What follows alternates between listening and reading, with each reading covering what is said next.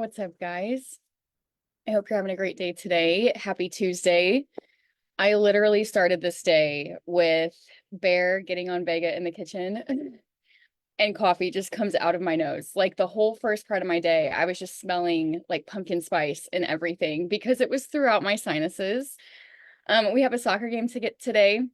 Bear and I are coaching, and Enzo and Vega are on the same team. So that's always really fun. It's our first one.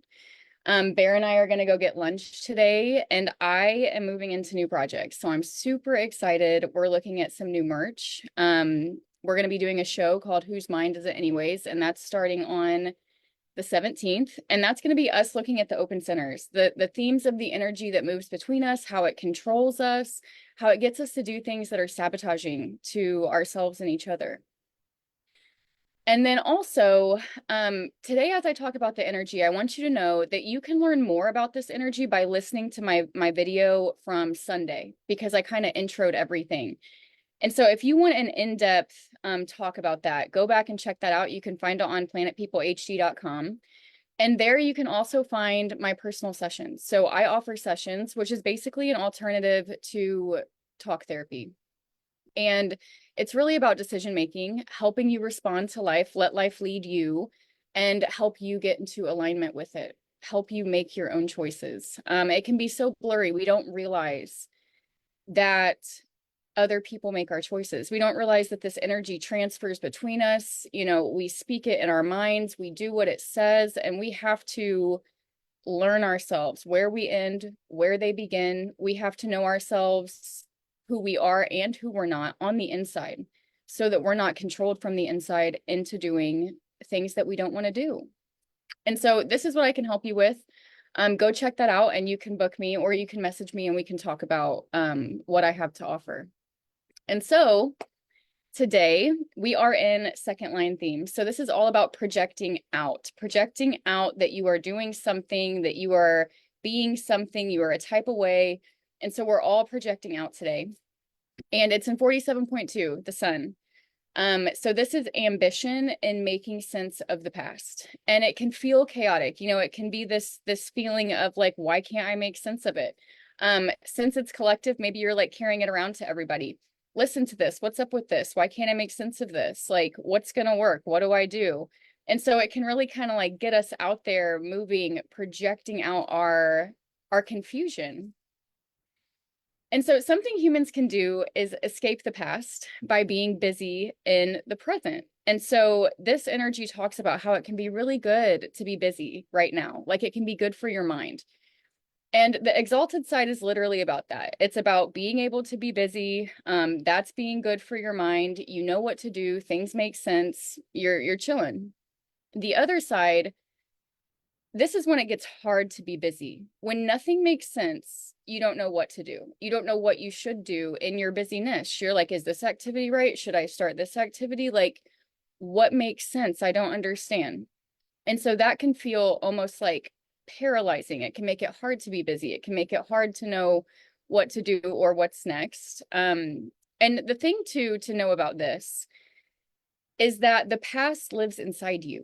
Like the past always catches up with us because we carry it around like a bag of rocks, and we literally see our past in everyone. It's absolutely insane the way that we project out our past. And it's like, if we don't honor our past, we will replay it. So here's an example. You're in a romantic relationship, things don't work out, you both leave, and you find a new romantic relationship. And all of a sudden it looks just like the last one. You're like, what the hell?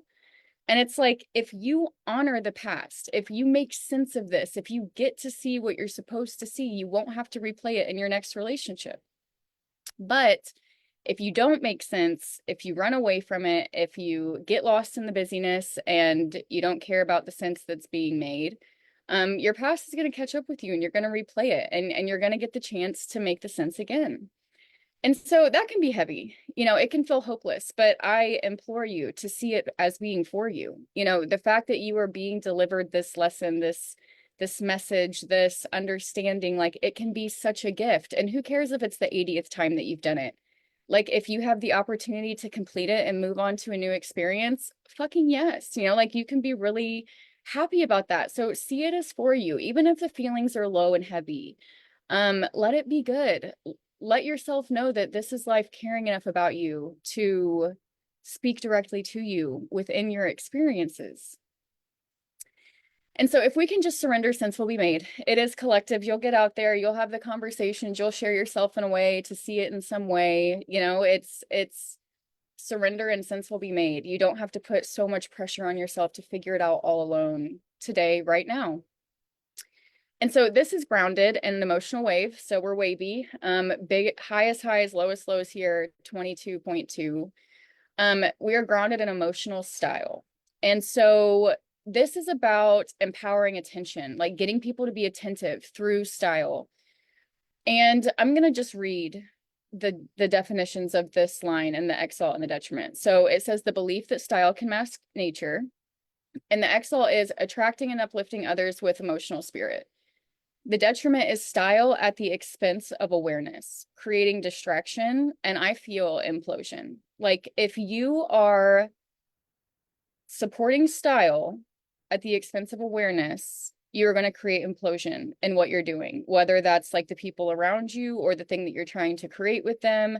And it's out of like not being able to see it clearly, you know, not having a full awareness of the fact that you're ignoring your own awareness, like what you know, because you think you could do, should be, say it like this, do it like that, comparing yourself to others' style. You know, it's like, what is style versus substance? It's like substance comes from your unique self, your authenticity. It's who you are. It's what you are constantly unfolding into. And then it's like that style can be picked up from anyone. And energize. Like you can be like, oh, I'm going to be like this now. And that's going to get me this now, you know, and it's like that can really lead to disgrace. And so let's talk about that. Let's just break that down. The way that I see it is that honoring your mood, this gate is all about honoring your mood. You don't eat, you don't go out, you don't be social if you're not in the mood. And it's like honoring your mood, it builds substance. To honor your mood, you have to learn how to say no. You have to be like, I can't do it right now. I can't come out tonight. I'm going to stay home and do this. That offers you opportunities in your aloneness. That lets you meet yourself in ways that you can't if you can't choose your own moods and honor your own self. And so it's like, as you deny your mood, you're like, oh, I have to go to this networking event. You know, it's like that right there, denying your mood. I have to do this. I have to say it like this. I have to be there at this time. I have to compare myself to them and dress like that. Like, this is what builds style. But there comes a point in time where attempting to look good out there feels so bad in here that we start being misperceived in social situations. We start being perceived as like disgraceful. And it's literally about what we're doing to ourselves in here by denying our moods and not honoring ourselves and going to be whoever we think we should, could, would be to get whatever we think we should, could, would have. You know, it's like honoring your mood will always build that substance, and it will lead to you looking graceful in social interaction. Like, I know it can be hard to say no and to not go out when you've made plans, but if you can do that, when you do show up to social interaction, you'll show up in a way that like enlivens and enriches everyone's spirit. But if you are constantly throwing yourself under the bus and going into social interaction, like you can bring down the spirit. And so it's important for each individual to learn how to love themselves and put themselves first so that they can be in their substance place and honor their authenticity and live a happy, fulfilling life for them. And so moving into the moon, today we are driven in our focus and fixed rhythms. We are securing the details and honoring life's timing. And we've got some funny things happening here today, like with Saturn. We have a square with Saturn. And there's a question, have you failed to see and honor your rhythm and focus? Like, I think that so much of our 2024 constraint, like our collective constraint, is about meeting that difference between style and substance. Like, what is reality versus projection? You know, we don't know what we don't know. And we can't be mad at ourselves that we didn't know something. Like, we get the opportunity to learn through each experience. And so whatever you didn't know that you know now, like, good, you know, it can be okay. And you didn't do anything wrong back then for not knowing it then. We don't get to choose when we understand things, you know? And so it's like, let it be. Let it be okay. And maybe you'll receive a little bit of support because Venus is in an interesting position with the moon too. And this might bring support and harmony and expanding collective depth, your own individual depth, like gaining that understanding, seeing reality, seeing it in a truer way. It's like logic is learned through repetition. It's the only way. Like we have to do it over and over again. And maybe it doesn't click, maybe it doesn't click, maybe it doesn't click. And that's not any human's fault.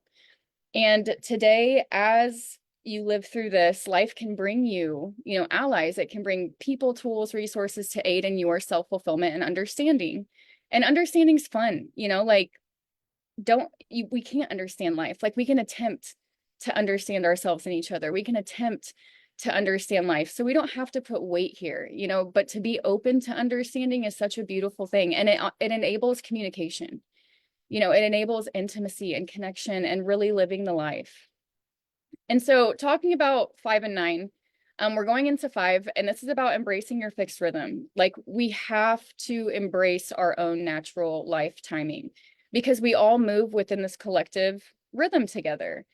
And sticking to your rhythm, it can create all of these good things in yourself, all of this like self-trust, like ability to imagine, like patience, to honor the timing that life has and not be forceful. It can help us be innovative because we have this self-assurance and we're moving with it instead of fighting against it. But on the other end, if you give up your rhythm, it can create like exhaustion. You can lose your flow. You can start having these problems with like boundaries and people imposing demands on you that don't feel like they're a part of your rhythm and timing. And this can create, like anxiety, disruptions in your flow, attempts to force the pace to make it move faster, or maybe to like change the pace altogether. Like we just got to get out of this and go do something else. It's like this can create a lot of like tension and anxiety and trying to like escape the situation.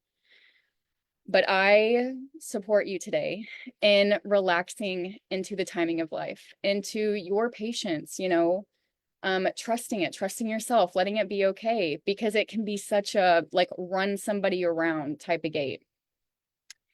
And so today it's all about making sense of the past, sharing spirit, getting out there, being social. Maybe we're gaining understanding and embracing life's timing together. I will be back Thursday. I hope you guys have a great day. I love you, and I'll see you soon.